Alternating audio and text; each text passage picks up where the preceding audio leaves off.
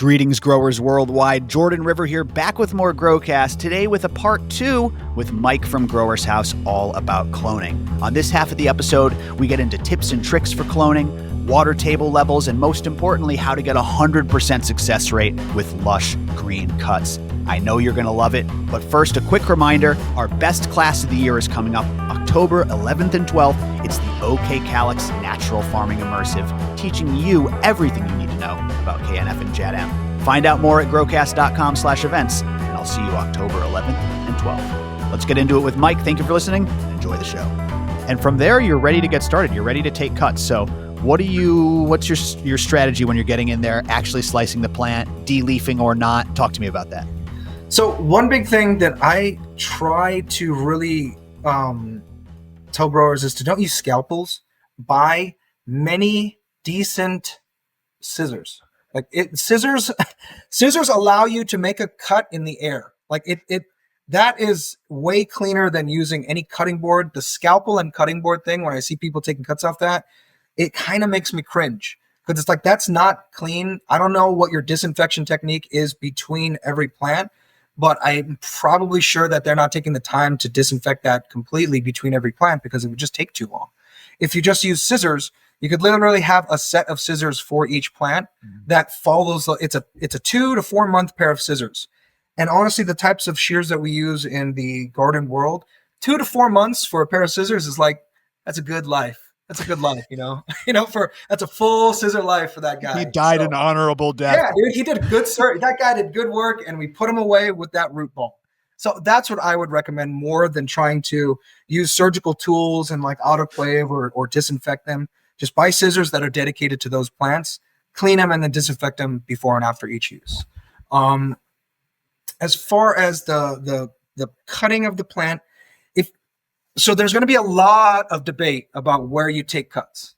Here's my general rule of thumb. If you want very vigorous, fast-growing cuts for regular production of flowering plants, you should be aiming to take cuts from the tops of the growing branches. As many of them should be light exposed apical tops as possible. Not maybe not apical, quote unquote, but like light exposed tops of branches, if at all possible. Those parts of the plant have like the currently fastest rate of metabolism. They're utilizing water the most. They're producing the most amount of auxins because it's that new growth up top. So that new growth up top, as it's growing, those bud sites create the auxins, which get sent down. So if you take those parts, that cutting naturally has an endogenous level of auxins that's higher than something shaded and slow growing in the center of the plant. Now, I was going to go over this later, but I'm just going to say it now.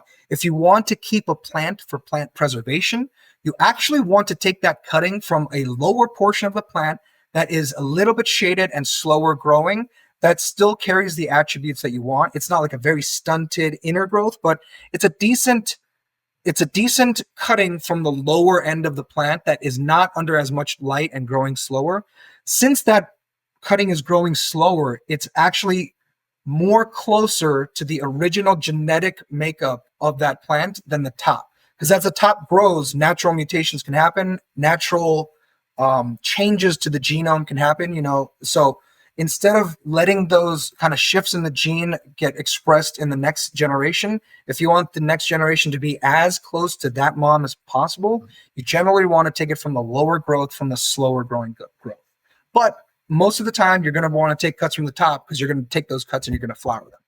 So that's my biggest takeaway on where you take your cuts from.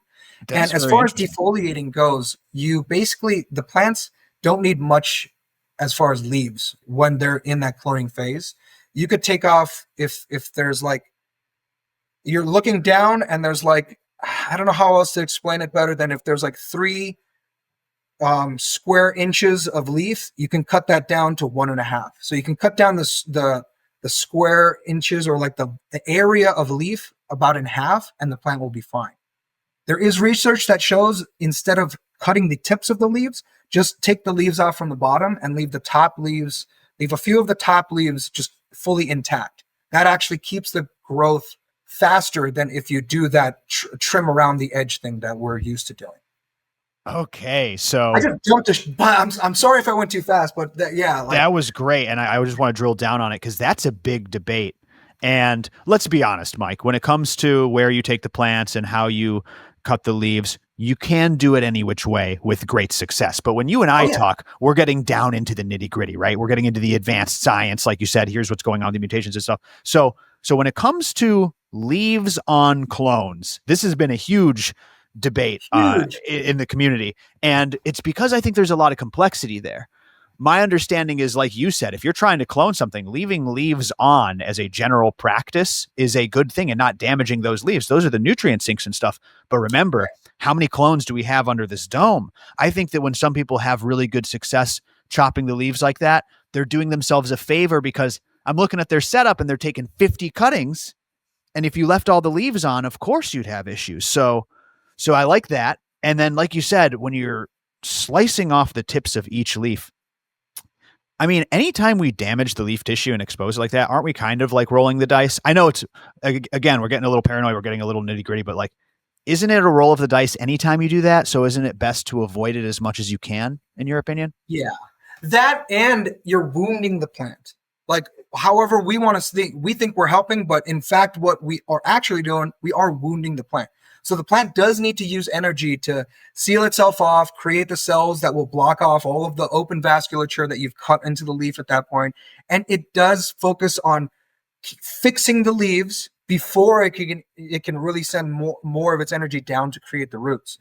So that you hit it on the head, because it's a trade-off, because you can be successful either way. The only thing is the most recent research shows that if you don't cut the leaves, you generally get a slightly faster rooting time.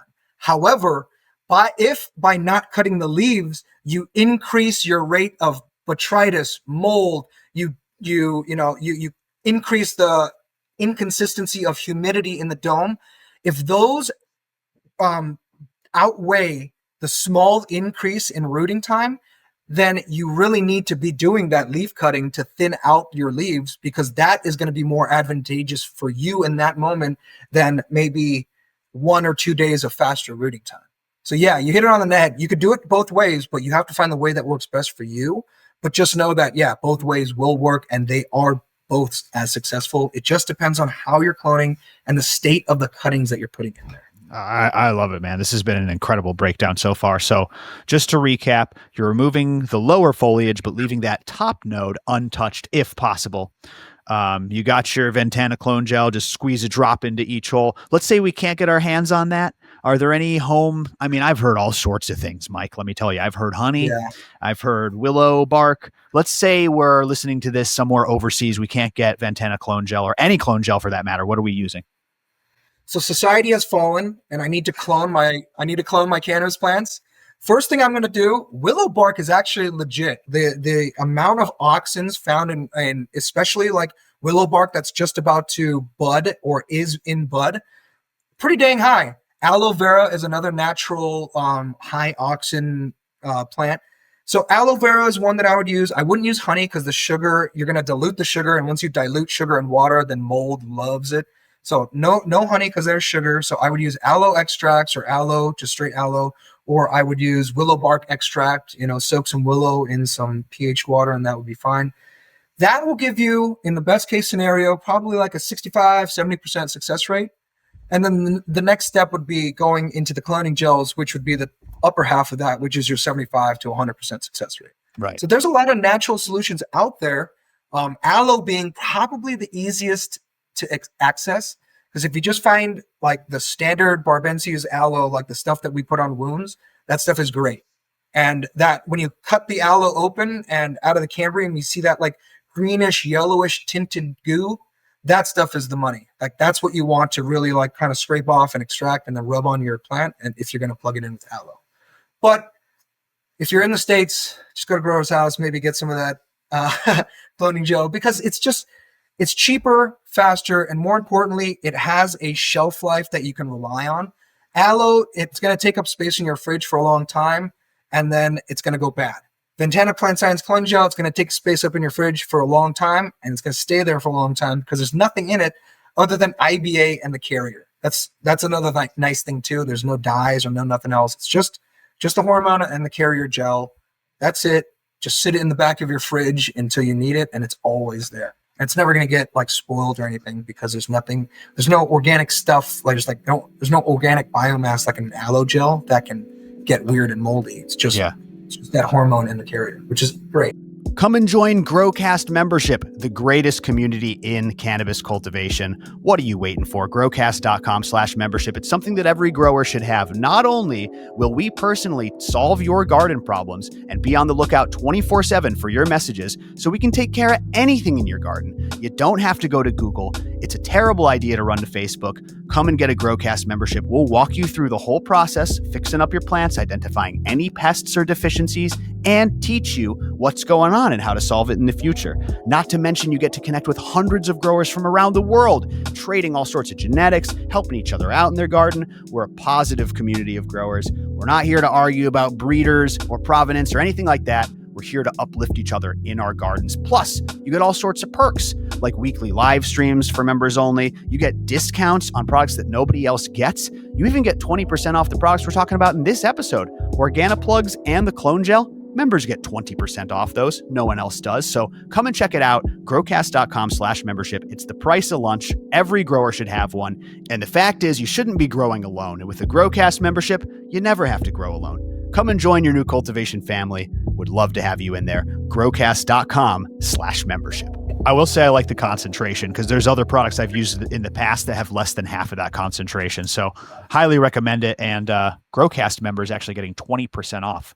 So check that out. Everybody. Yeah, you guys have that member. Yeah, that's right. Awesome. But let's keep going here. So we have the cuttings now, and we have the clone gels. We're going to plug them into the plugs. When you have like a nice moisturized one, like my Organoplugs, I just open and plug them. I don't have to wet them. But how wet do you want them if you have to wet them? So just to scoot real quick on the IBA thing. I mean, I just want to make a note, like, one of the other benefits of having that higher IBA percentage is the fact that you're going to use less. Like the big thing that people don't realize is with the gel is pretty persistent and it can kind of stay there for a while. So you actually want to use as little gel with the same amount of IBA as possible. So other gels that have a lower IBA, you generally have to use a lot of that. People over apply the gel and it stays there for a lot longer. And then that long-term gel exposure causes that callus. With the VPS stuff, you're using very little, but it's still putting out that high level of IBA. But the gel carrier itself dissipates out a lot faster, letting that kind of plant naturally do the crosstalk and push roots instead of just callusing where the gel sits for a long time. So not having to over apply because of the high concentration is one of the great benefits of that VPS gel, in my opinion, too. Yeah, that's fantastic, man. I've been loving it. But oh my God, this one just got to me. So I like to take that applier and just go right down into the designated clone hole in the plug. Yeah. And how wet do you want these things? You know, we talk about field saturation, and how would you describe that over a podcast as somebody who's really struggling with moisture? So I like to look at Grodan's. I like to recommend Grodan's kind of plug recommendation technique for anyone new to this process. It's a very safe technique. You know, soak your plugs in a 1.5 until 1.5 EC, about 5.8 to 6.0 pH water. Let that sit, let them drain, like take them out and then let them drain for about 30 minutes. And then that's going to be your full saturation point. Great for rock wool. For a lot of like peat, cocoa-based plugs, especially if they come wrapped like the Organoplug Talls and the Organoplug Shorts, if they come wrapped like that, they're ready to go. Like they're already at that ideal saturation percentage, and you rip open the packaging and you could hit them with the clones right off the bat. If by any chance you do get one of those packages and it's dry, or say you have like a bunch of like other types of plugs that are those PD types, but they're dry, then I would recommend doing that kind of that soak and the saturate and sit technique, where you saturate them with the right solution that you want that plug to be at. And then you just let them sit, and then for about an hour, like 30 minutes to an hour. And that's when you know that water has reached the normal gradient that it's supposed to be in the plug, and you should be safe to plug in. And when you are plugging in, there's also a big consideration where you're plugging your clone into the plug itself. A lot of people will kind of plug them too shallow, in my opinion. You need that cut edge. So if this is the entire plug, you want that cut edge to basically be under that halfway mark on that plug.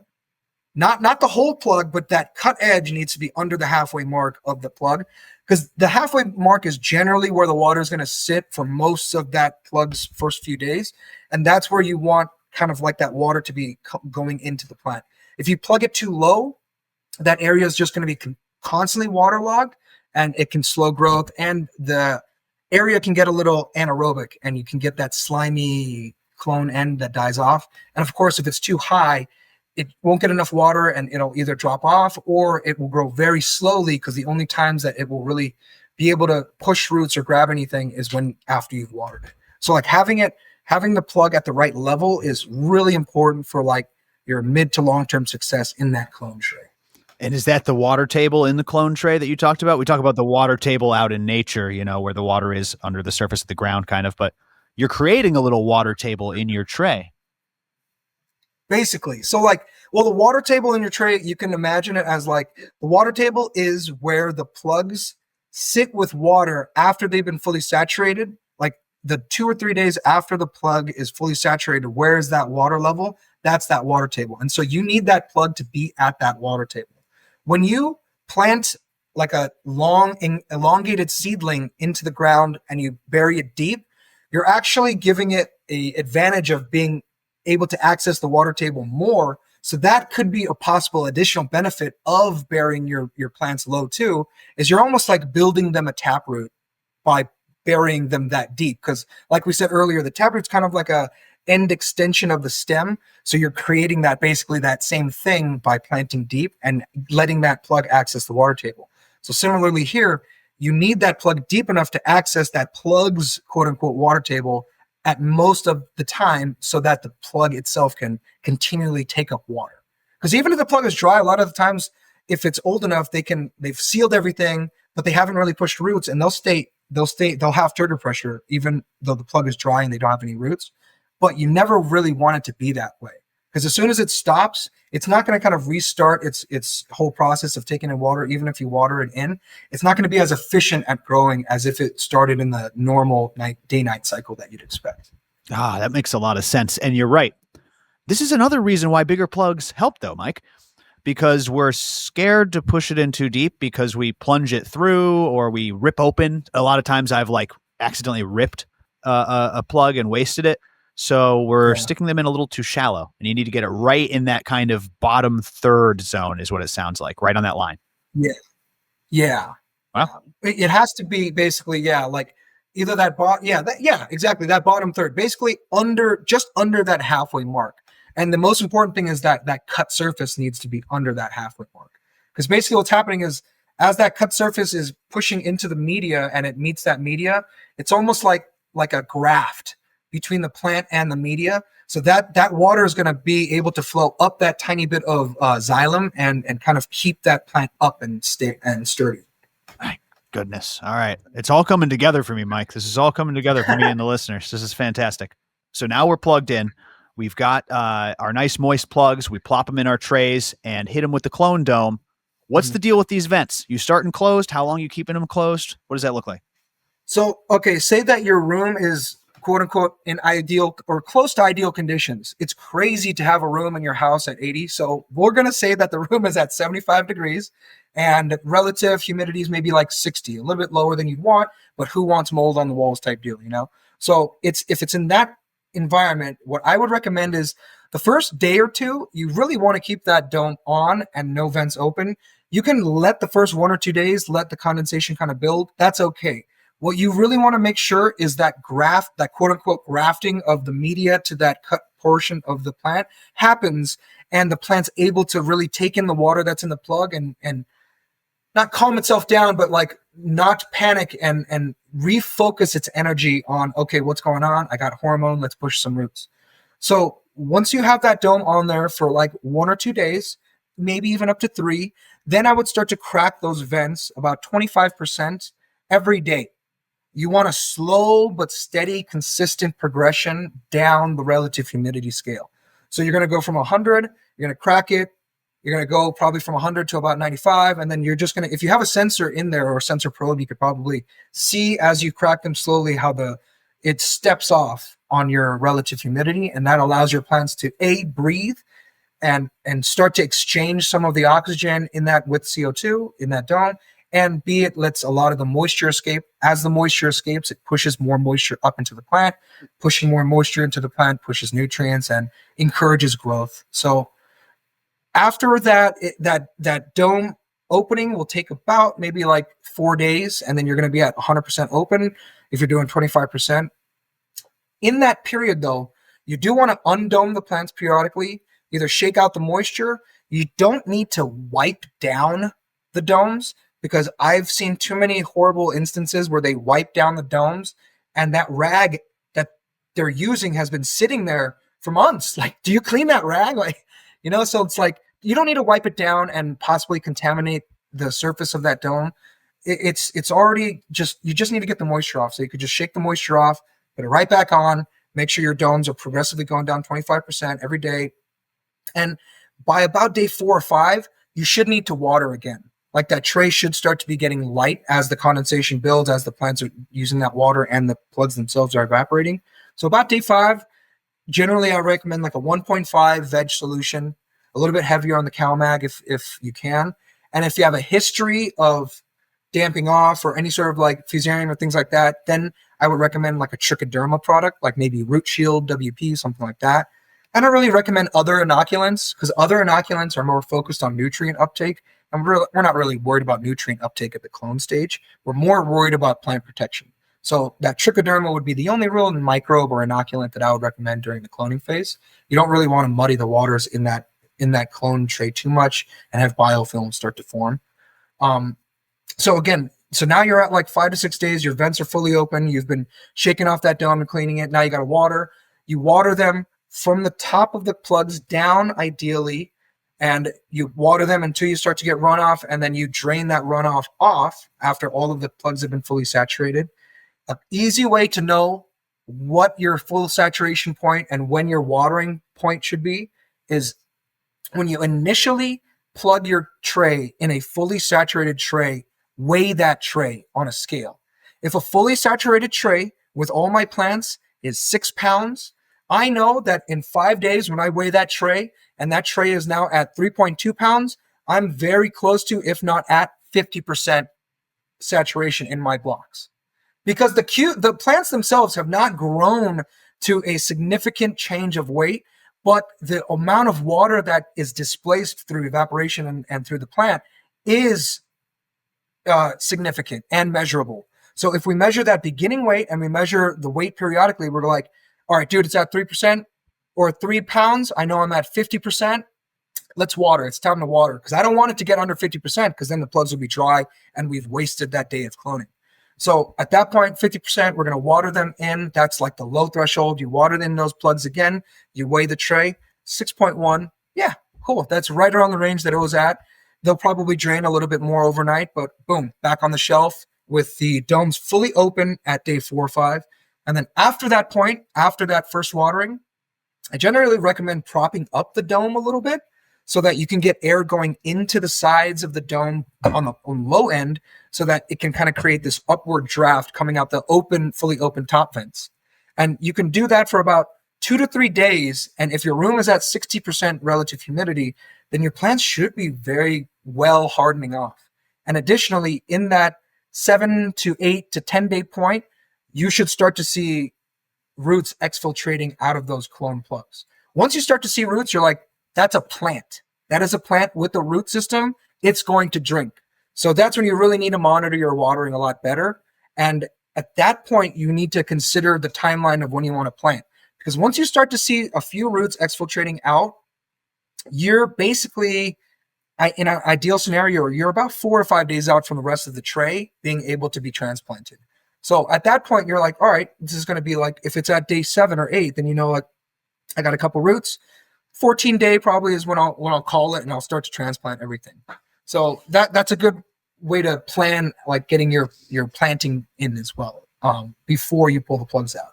But at about like day 8 is when you generally, like 2 or 3 days of having the dome lifted a little bit off with open vents, 2 or 3 days of that, and you just take the dome off. You monitor the tray every maybe a couple of hours. If any of them drop off, it's natural. Sometimes you don't get 100% success rate, but ideally all of them should still be standing after a few hours in that 60% humidity. Boom, those are hardened off. Give them 1 or 2 more days to be hardened off, because once they're in that hardened off state, even though they're up and the turbo pressure is good, they're still adapting their water gathering potential to meet the requirements of that drier space. So give them a day or two in that lower humidity hardening off before you transplant them in, because then they'll be really ready to go. And when you transplant them, make sure that the media that you're transplanting them is at the same, if not higher EC than the plug itself. People don't realize that if you're using like a peat plug or a rock wool plug, just like if you're using peat or rock wool media, the more nutrient solution you apply, generally the higher the EC of that plug is going to be. So a lot of the times, if you have like a 20-day plug, the EC of that plug is almost like a 2.5 to 3. And if you put it in a pot that's 1.5 to 2, that pot's cocoa or media is going to suck that out and it's going to stall the plant. So you want that media to be at as close, if not a little bit higher than the EC of the plug itself, which generally, if you follow that 1.5 feed for 1 or 2 feedings, it'll probably be at like a 2. So as long as your root zone's at a 2 to 3 is what I recommend of transplant, you should be good. Soil is different. Soil will be higher. If it's a good quality soil, then you don't need to worry. But if it's an inert media, the inert media needs to be charged to about a 2 or a 3. That makes so much sense. There's a couple things in there that were brilliant, Mike. Like I just was going to let you go because you were just dropping knowledge bombs there. Yeah, I blacked out for a second. Yeah, it's like the Hulk, but with grow science. You know what I mean? You wouldn't like me when I start getting knowledgeable. Yeah. You talked about weighing the clone tray.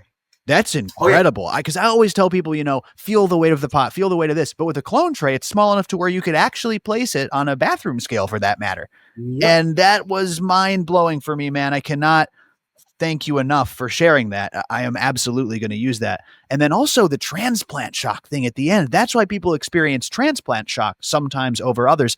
I also know it's cultivar dependent, but like you said, when you're transporting from one living soil system to another, where the microbes have already kind of been established and moving and grooving, and they have that economy, and the plants are putting out exudates, and that's why a lot of the times that transplant shock ain't there as much. Versus you're going from a plug that's basically jam packed full of nutrients with that high level of an EC to.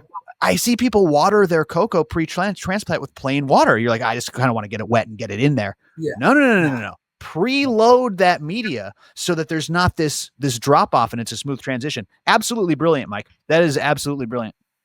Yeah.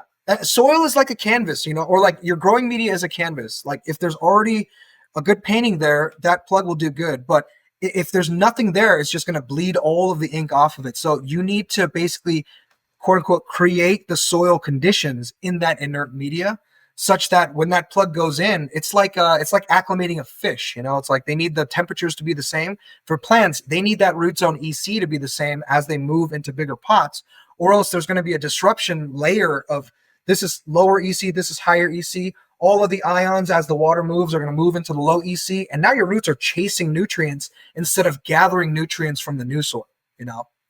So that's a lot of the times a big cause of that transplant shock for guys planting into stone wools or cocoa or something inert is their media is not charged to the point that the plant can immediately start growing. They need to water it 2 or 3 weeks for it to finally reach that EC level that the plant's used to. And then it's like, oh, this is good soil. Maybe I can grow more instead of just trying to not die because there's so much media and there's nothing in it, Yeah, and that big shock. Wow.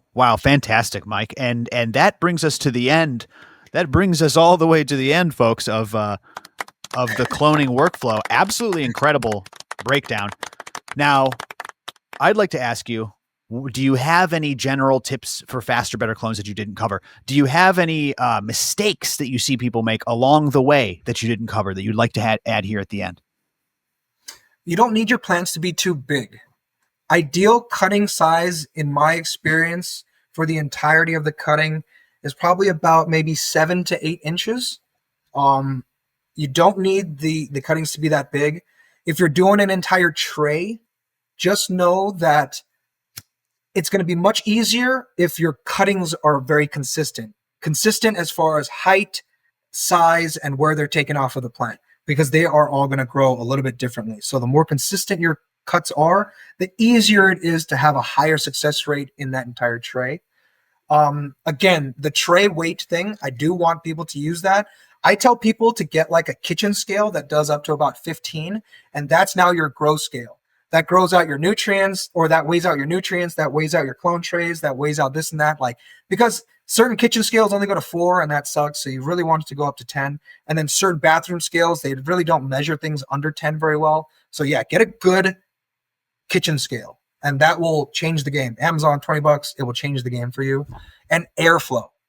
The reason why we undome, or I recommend you undome, even during those earlier phases for at least a minute or two or a couple minutes a day while you shake the moisture off, is we want air exchange.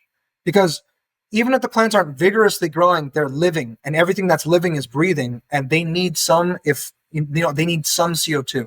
And as they're pushing out CO2, they are displacing with oxygen. So you need to reset the air in the dome to go back to ambient CO2 levels if you want consistent day-over-day growth the way that you should expect. If you don't open your domes ever, then that CO2 in that dome is just like, ooh, and then the plant will adjust itself to that low CO2 and slow its own growth.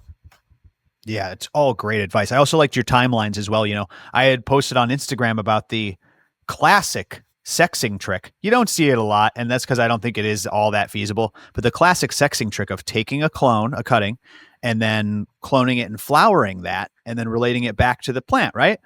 And so many people were like, what do you mean roots in 7 days? What are you talking about? I mean, listen, I know certain cultivars are more difficult than others, but I was like, if you're not seeing roots in like 7 to 8 days, I've seen roots in 5 days, man. I've had people in my server have roots in like freaking 4.5 days. So I don't know. To me, if you're not getting roots in 7 or 8 days, I feel like something is probably suboptimal, or you have like the hardest cut to clone on planet Earth. Yeah. And the biggest thing that I see as an issue, especially for home growers and smaller scale cultivators, is keeping the plugs too wet. That's why the weight thing is going to be so important. You think the plug is too dry, but it's actually still at like 70, 60%. It's just the top looks super dry, you know? So getting the weight is the easiest way to know the best average of your saturation of those plugs. If you keep your plugs wet all the time, there's no incentive for that plant to push roots to search for water. It's going to push out these root nodules, and then that water is just going to mass flow into that, and it's just going to be lazy. You need it to have that slow decline in humidity to encourage that new root growth as the cells are differentiating from the hormone. Yeah. And then here's the other thing I'll say, and we can kind of start to wrap it up here at the end of the show, which is when I talk about 9 out of 10, 90% success rate, that sort of thing, man, I'm talking about home growers. Like you said, 100% success rate. I'm talking about a tray of clones. This gets harder when you scale it up. This gets harder when you either scale it up because you are at some sort of commercial facility and you work in the industry, or because you're a freak of nature and you're a home grower psychopath who has 120 cuts, like my buddy Farmer John. You know what I mean? And I know so many dudes. you can't let go of any of them, right? God forbid. Yeah. It's like losing a limb to these people. So maybe some advice here at the end on like taking care of a lot of plants. It's very, very challenging for a lot of people like me. This is an awesome question, man. I appreciate you asking, because like I said, like I have tons of friends that have like a room in their house dedicated to their genetics. It's like, dude, you're about to have a kid, man. Are you going to change this into a nursery, or is this going to be your plant room forever? You can sleep in the 2x4. It fits the crib. Yeah. And it's higher oxygen for the kid. But but my thing is like, jokes, you do. So the big thing is like OG Kush, that is very similar to the old OG Kush strains. Phenotypically, like I smoke it and it's like, oh yeah, this is OG Kush. But this OG Kush creates, like 70 to 80 grams per square foot. And the THC is now at 28%. It wasn't like that in the 90s when I was smoking it type deal, So like the cultivars always get better. It is important to know that the only thing better than the best thing now is the next thing. You know what I mean? Like, you never really know if you're going to find like another winner. So you shouldn't be too crazy about holding on to exquisite cuts unless it is something very like kind of business marketable. You have a over 20% CBD strain with 0% THC. Yo, you try to patent that, that's craziness, because that's such an industrial good at that point. But if it's just for breeding proper qualities in plants, just moving the science forward and not holding on to so much is good. And then the next step is, if you want to be stubborn, maybe it's time to learn tissue culture. Like, how soon do you need those plants? Do you need that OG Kush strain 2 months from now? Or are you keeping it because you want it for a breeding project in a year or two?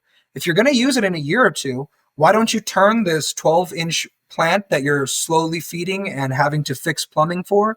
Why don't you turn that into a parafilm sealed petri dish that you keep in a cooler, and that cooler is on a uninterruptible power supply. So if the power goes out, the cooler's got 2 days. And then that is now your genetic storage for the next year or two. And sure, it'll take you 4 to 6 months to get that plant back into a normal 12-inch plant. But at that point, it'll be very close to the genetic profile, though there will be less, if any, epigenetic drift. Like, the genome won't have changed. It'll just kind of be locked in time in that spot, and then you just grow it back out. So learning a little bit of tissue culture might save a lot of space and money and time for guys that really are focused on breeding and really want to collect those cultivars. Pollen extraction using STS, that's a legit way to save pollen for that genetic profile to breed. So letting things go, moving on to the next thing, or if you're crazy, do the seed vault thing and create your own small tissue culture lab. Costs you a couple $100 to set up a good tissue culture lab, and that will sustain you for years. Yeah, right. And I almost feel like there should be a service for home growers and commercial cultivators. Like you said, maybe find something really special, find something medicinal that works for you or works for your business. I feel like or just something that you don't want to grow that you want in the future. I would pay a small fee per cultivar to have somebody store it off site. Tissue culture. Those exist. Those actually do exist, and they actually exist in the ag world as well. The only issue is legality. It's not legality. It's long-term business sustainability. Like, the Svalbard Seed Vault, that's not like it's not a company really owned that has business goals. It's more of like a pure, almost like an NGO that is storing these seeds. So you'd need an organization that ideally isn't fully incentivized by profit, because if they're incentivized by profit, they need to have more and more customers. And as soon as the customers dry up, and if the business has a couple of downturns, then your seed storage areas could be in jeopardy, and you got to shift again. It's just not a business model that makes a whole lot of sense, is what you're saying. Yeah, well, it's not something that has been fully fleshed out for the cannabis world yet, in my opinion. So it might be better to do just like small scale storage on your own, unless you have quite a few and you have a lot of genetics that you need to store in very tight circumstances because you want to keep them very long term. Then there are some providers out, especially here in the States, that can do basically genetic banking for you. But again, maybe just breed another winner. Yeah, you're so right. I mean, listen, you have more seeds than you're going to be able to pop in a lifetime. You better get going. I know I do. Yeah. Well, listen, man, this was an incredible episode. What a debut, Mike. Like this was fantastic. Listeners, I know you loved it. Please comment below. Make sure you subscribed, hit like, let Mike know how much you loved this episode. Mike, where can people find you?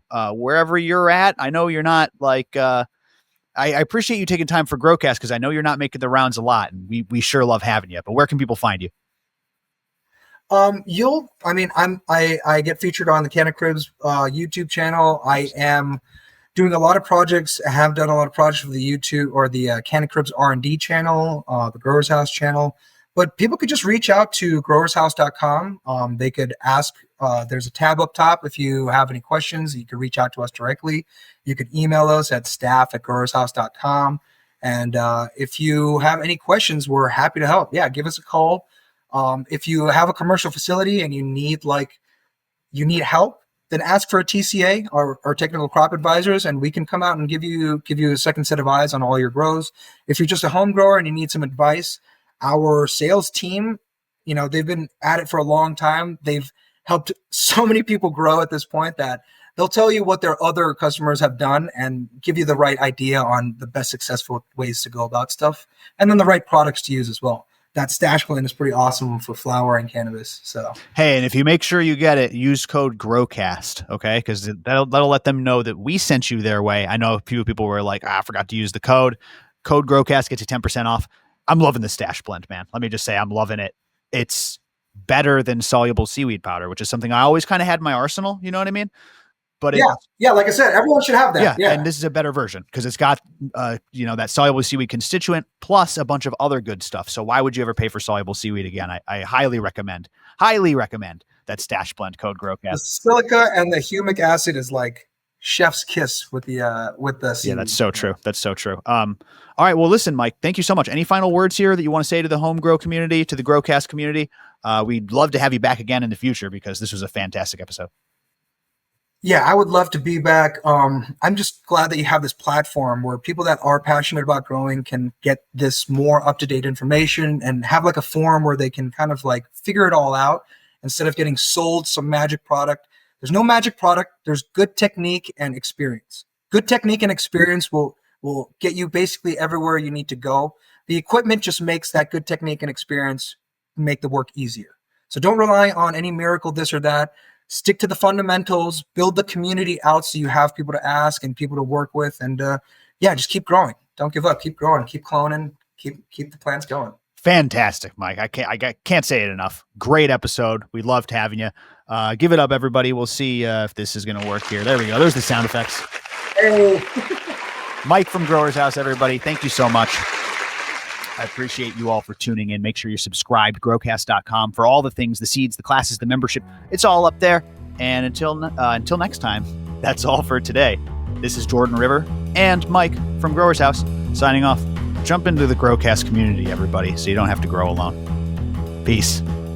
That's our show. Thank you so much for tuning in. Thank you to Mike from GrowersHouse. We appreciate him coming on so much. Stay tuned for more, everybody. Of course, go and check out growcast.com. There you can get access to membership. We would love to have you in our community. And check out our best class of the year coming up. It's October 11th and 12th, and it's the OK Calyx Natural Farming Immersive.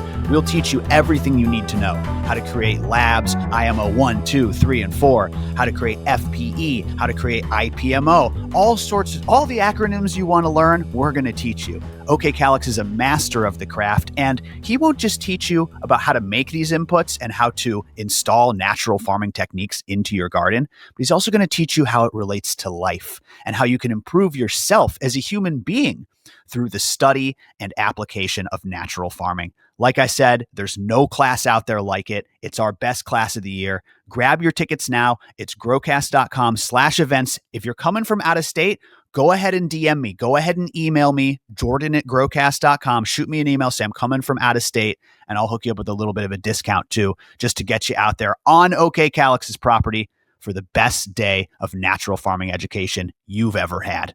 That's October 11th and 12th, growcast.com/events. Go ahead and DM me for a special code. I would love to have you out there. It's going to change your life. I promise you. That's it for today, everybody. Thank you so much for tuning in. We'll see you next time. Be safe out there. Bye, everyone. So society has fallen, and I need to clone my cannabis plants.